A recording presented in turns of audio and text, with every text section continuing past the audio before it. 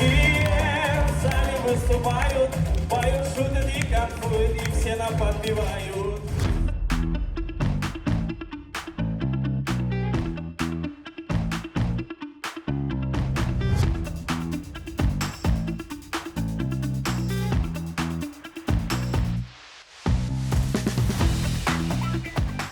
Эй, просыпайся, ты кто такой?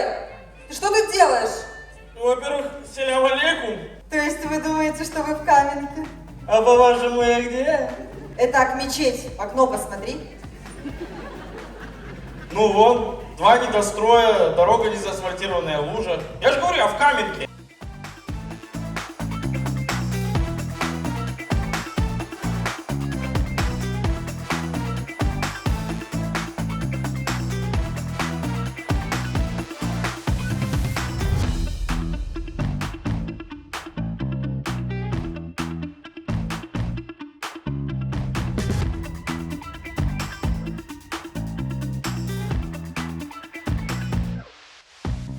Крымско-татарской бабушке позвонили мошенники.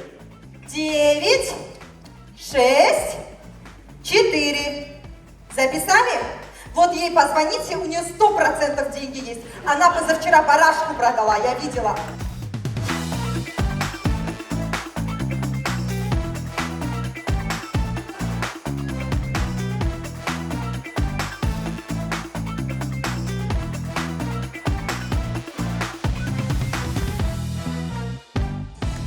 Уеду в Джанкой, уеду с тобой, уеду в Джанкой, куплю комбайн. Уеду в Джанкой, уеду с тобой, уеду в Джанкой.